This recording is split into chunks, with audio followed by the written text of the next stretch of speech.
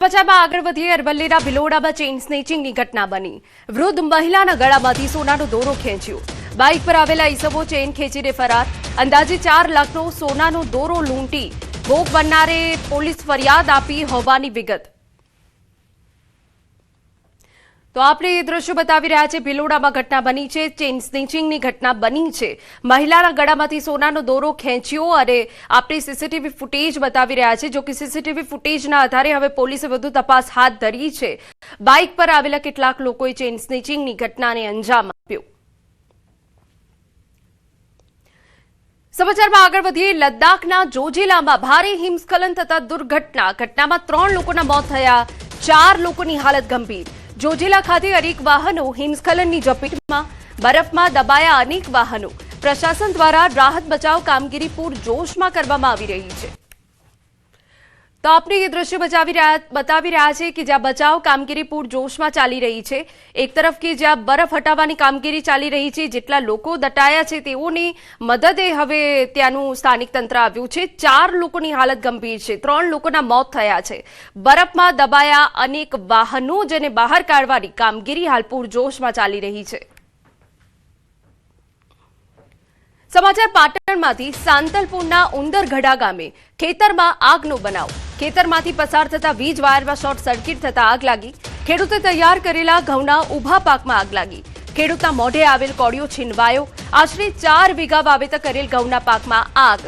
તૈયાર પાકમાં નુકસાન થતા ખેડૂતનું આક્રંદ। નુકસાનીનું વળતર આપવા ખેડૂતની માંગ। સમાચાર અરવલ્લીમાંથી ડુંગર પર આગ લાગ્યાની ઘટના બની। શામળાજી મેશ્વો ડેમ પાસેના ડુંગર પર આગની ઘટના બની। આગ લાગતા વનરાજીને મોટું નુકસાન। આગ ઉપર કાબુ મેળવવા પ્રયાસ ચાલુ। આગ લાગવાનું કારણ અકબંધ। હોળીના પર્વ બાદ ડુંગર ઉપર આગ લાગવાની ઘટનાઓમાં વધારો। તો આપણે એ દ્રશ્ય બતાવી રહ્યા છે અરવલ્લીમાં કે જ્યાં આગ લાગી છે, એક વિકરાળ આગ ફાટી નીકળી છે, પણ કયા કારણોસર આગ લાગી તેની કોઈ સ્પષ્ટ વિગત નથી। ડુંગર ઉપર આગ લાગ્યાની ઘટના બની હતી। આપણે દ્રશ્ય બતાવી રહ્યા છે।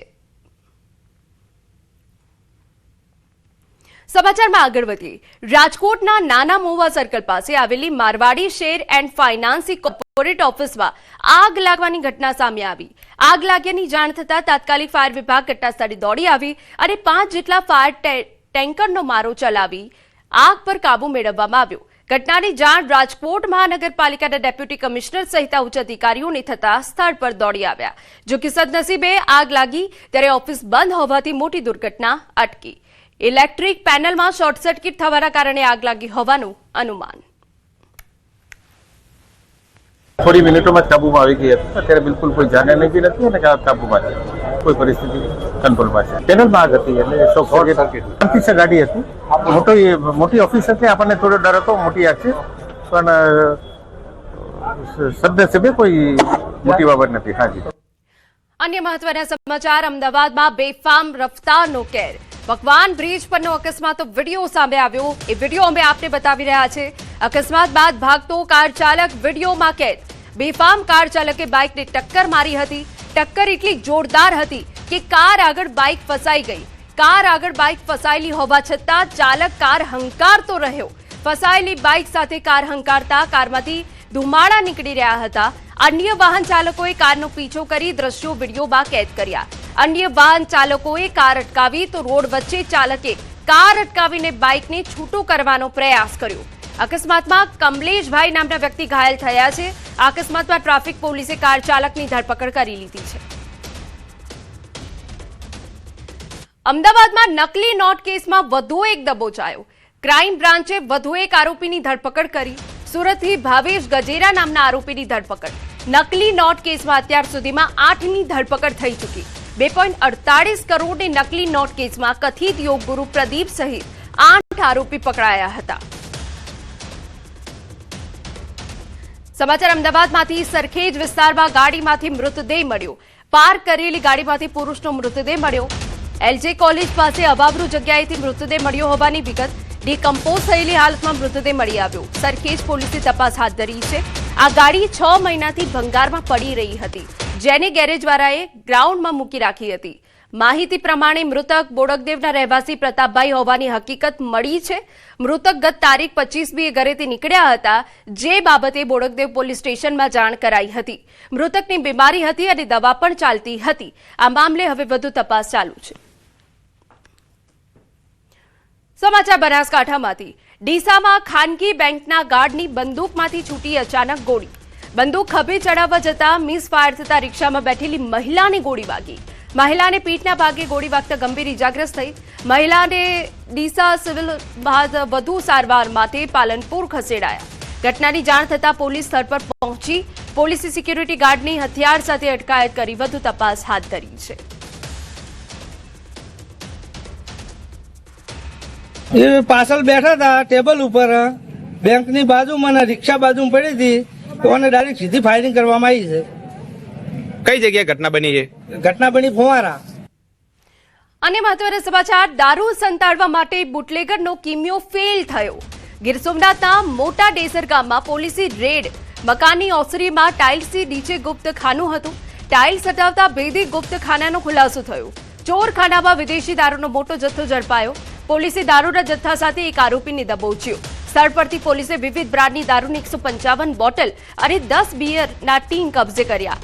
કુલ રૂપિયા 23,750 દારૂ અને 5,000નો મોબાઈલ સહિત કુલ રૂપિયા 28,750 મુદ્દામાલ જપ્ત કર્યો. ઉના પોલીસે ફરિયાદ નોંધીને વધુ તપાસ હાથ ધરી છે. સમાચારમાં આગળ વાત કરીએ તો બનાસકાંઠામાં શિક્ષણ જગતને લાંછન લગાડતી ઘટના બની છે. વડા હાઈસ્કૂલના શિક્ષક નશાની હાલતમાં ઝડપાયા. શાળાના પટાંગણમાં શિક્ષક યશવંત ચૌધરી લથડિયા ખાતા ઝડપાયા.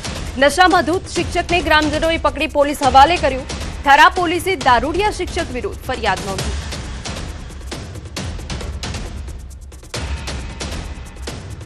સમાચાર રાજકોટમાંથી. ધોરાજી નજીક ગમખ્વાર અકસ્માતની ઘટના બની છે. પનગઢ હોટલ નજીક બસ પલટી. બસમાં સવાર પરિવારના 15 થી 18 જેટલા લોકો ઇજાગ્રસ્ત થયા. 5 લોકો ગંભીર રીતે ઇજાગ્રસ્ત થયા. બસ ચાલકે સ્ટીયરિંગ પરથી કાબુ ગુમાવતા અકસ્માત સર્જાયો. 2 બાઇક ચાલકને પણ અડફેટે લીધી. રાધનપુરથી પરત ફરતો હતો પરિવાર. ઇજાગ્રસ્તો ધોરાજીની સરકારી હોસ્પિટલમાં સારવાર હેઠળ. ગંભીર રીતે ઇજાગ્રસ્ત 5 લોકોને જૂનાગઢ રિફર કરાયા.